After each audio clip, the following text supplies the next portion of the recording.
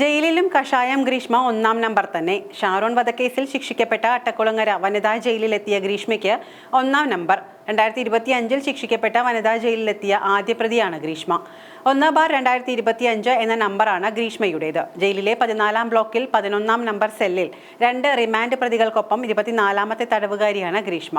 മുൻപ് വധശിക്ഷയ്ക്ക് വിധിക്കപ്പെട്ടവരെ ഒറ്റയ്ക്കുള്ള സെല്ലുകളിലാണ് പാർപ്പിച്ചിരുന്നത്. എന്നാൽ ഇപ്പോൾ സുപ്രീം കോടതി വരെ അപ്പീൽ പോയി വിധി ഇളവ് ചെയ്യാനുള്ള സാധ്യത ഉള്ളതിനാൽ സാധാരണ സെല്ലുകളിൽ വധശിക്ഷയ്ക്ക് വിധിച്ചവരെയും താമസിപ്പിക്കുകയാണ് പതിവ്. രാഷ്ട്രപതിയുടെ ദയാഹർജിയും തള്ളിയ ശേഷമേ വധശിക്ഷയ്ക്ക് വിധിക്കപ്പെട്ടവരെ ഒറ്റയ്ക്കുള്ള സെല്ലുകളിലേക്ക് മാറ്റാറുള്ളൂ. സാധാരണ തടവുകാർക്ക് ലഭിക്കുന്ന എല്ലാ പരിഗണനകളും ജയിലിനുള്ളിൽ വധശിക്ഷയ്ക്ക് വിധിക്കപ്പെട്ടവർക്കും ലഭിക്കും. പക്ഷേ ഇവർക്ക് മറ്റു പ്രതികളെക്കാൾ കൂടുതൽ നിരീക്ഷണം ഉണ്ടാകും എന്ന് മാത്രം. വിചാരണ കോടതിക്ക് ശേഷം ഹൈക്കോടതി കേസ് പരിഗണിക്കുന്നതുവരെ ഇവർക്ക് ജാമ്യമോ പരോളോ ലഭിക്കില്ല. ഹൈക്കോടതിയുടെ 2-അംഗ ബെഞ്ച് കേസ് പരിഗണിക്കണം. ജയിൽ വസ്ത്രമാണ് ധരിക്കേണ്ടത്. റിമാൻഡ് പ്രതിയായി ഇവിടെ കഴിഞ്ഞിരുന്ന ഗ്രീഷ്മയെ ശിക്ഷിക്കപ്പെട്ടതോടെ മറ്റൊരു ഭാഗത്തെ സെല്ലിൽ അടയ്ക്കുകയാണ്. സെല്ലിലിരുന്ന ചിത്രം വരച്ചാണ് സമയം നീക്കുന്നത്. ശിക്ഷിക്കപ്പെട്ടതിനാൽ ഗ്രീഷ്മ ഇനി ജയിലിലെ ജോലികളും ചെയ്യേണ്ടി വരും. ഭക്ഷണപുരയിലോ പാവയോ കരകൗശല വസ്തുക്കളോ നിർമ്മിക്കുന്നിടത്തോ തയ്യൽ യൂണിറ്റിലോ ആയിരിക്കും ജോലി. താല്പര്യം കൂടി ആരാഞ്ഞ ശേഷമായിരിക്കും ജോലിക്കായി നിയോഗിക്കുക.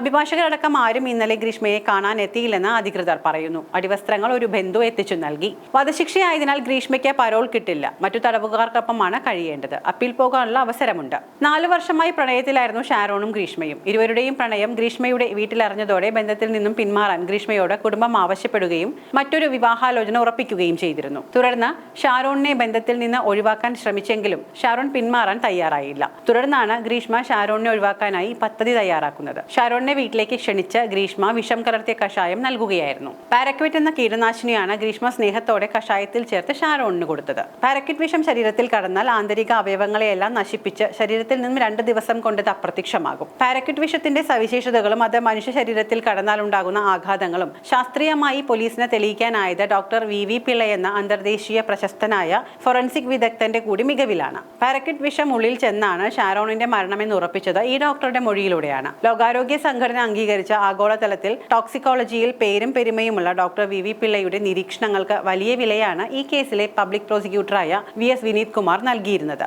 ഡോക്ടർ വി പിള്ളയിൽ നിന്നും കിട്ടിയ ഉപദേശം കേസിൽ അതിനിർണായകമായെന്ന് അഡ്വക്കേറ്റ് വിനീത് കുമാർ പറയുന്നു. പാരക്വിറ്റ് വിഷം ശരീരത്തിൽ കടന്നാൽ ആന്തരിക അവയവങ്ങളെയെല്ലാം നശിപ്പിച്ച് ശരീരത്തിൽ നിന്നും 2 ദിവസം കൊണ്ട് അപ്രത്യക്ഷമാകും. വിഷം കഴിച്ച് 11-ാം ദിവസം മരിച്ച ഷാരോണിന്റെ ദേഹത്ത് ഈ വിഷാംശം കണ്ടെത്താനായില്ല. പോസ്റ്റ്മോർട്ടത്തിലും മറ്റും വിഷാംശം ഇല്ലാത്തതുകൊണ്ട് തന്നെ പ്രോസിക്യൂഷന് കേസ് ദുർബലമാകുകയായിരുന്നു. ഈ ഘട്ടത്തിലാണ് ചികിത്സാ രേഖകളിലൂടെ പാരക്വിറ്റ് വിഷം ഉള്ളിൽ ചെന്നാൽ ഉണ്ടാകുന്ന അവസ്ഥകളിലൂടെ ഷാരോൺ രാജ് കടന്നുപോയെന്ന് വ്യക്തമായത്. കേസിലെ 3-ാം പ്രതി നിർമ്മലകുമാർ നായർ എടുത്തു നൽകിയ വിഷക്കുപ്പിയും പാരക്വിറ്റിന്റേതായിരുന്നു. ഈ വിഷമാണ് ഷാരോണിന്റെ ജീവൻ എടുത്തത് എന്ന് തെളിയിച്ചെടുത്താണ് കേസിന്റെ വിജയം. ഇത്തരമൊരു നിഗമനത്തിലേക്ക് കോടതിയെ എത്തിക്കാൻ വിദഗ്ധോപദേശം തന്നെ വേണമായിരുന്നു. ഈ സാഹചര്യത്തിലാണ് പോലീസും പ്രോസിക്യൂഷനും ഡോക്ടർ വി പിള്ളയുടെ ഉപദേശം തേടിയത്. ഇത് ഏറെ നിർണായകമായി മാറുകയും ചെയ്തു. ഗ്രീഷ്മയുമായി കണ്ടുമുട്ടി തിരികെ വീട്ടിലേക്ക് പോകുന്നതിനിടെ ഷാരോൺ ഛർദ്ദിച്ച് അവശനാവുകയും ഷാരോണിനെ ആശുപത്രിയിൽ പ്രവേശിപ്പിക്കുകയും ചെയ്തിരുന്നു. 11 ദിവസം ചികിത്സയിൽ കഴിഞ്ഞ ശേഷമാണ് ഷാരോൺ മരണത്തിന് കീഴടങ്ങിയത്.